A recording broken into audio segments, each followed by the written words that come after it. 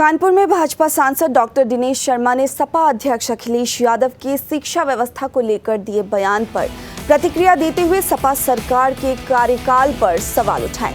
उन्होंने कहा कि 2012 से 2017 के दौरान शिक्षा व्यवस्था में कई चुनौतियां थी, जबकि भाजपा सरकार के कार्यकाल में परीक्षा प्रणाली में सुधार, परीक्षा केंद्रों पर सीसीटीवी व्यवस्था, कंट्रोल रूम और पाठ्यक्रम में बदलाव जैसे कदम उठाए गए।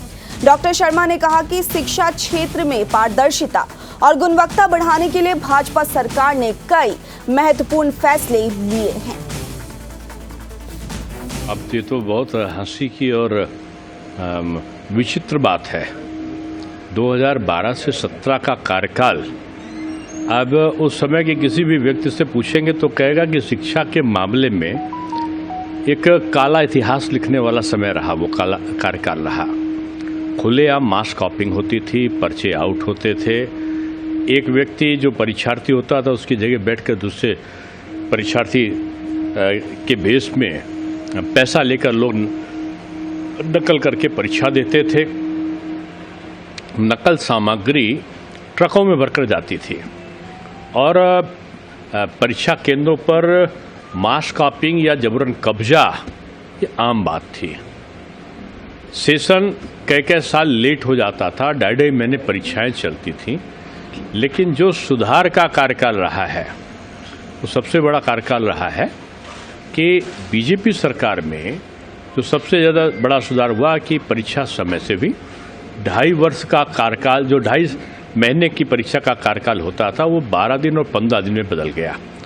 इसके बाद जो लेखक बैठ के परीक्षा देते थे वो सब जेल में दिखाई पड़े। परीक्षा केंद्रों का एक पारदर्शी ऑनलाइन आवंटन की प्रक्रिया अपनाई गई। सभी परीक्षा केंद्रों पर सीसीटीवी कैमरा और वॉइस रिकॉर्डिंग के साथ फिर कंट्रोल रूम की व्यवस्था हुई। स्टैटिक मजिस्ट्रेट लगाए गए। पाठ्यक्रम का पूरा परिवर्तन कर दिया गया। प्राइवेट यूनिवर्सिटी बिल लाया गया।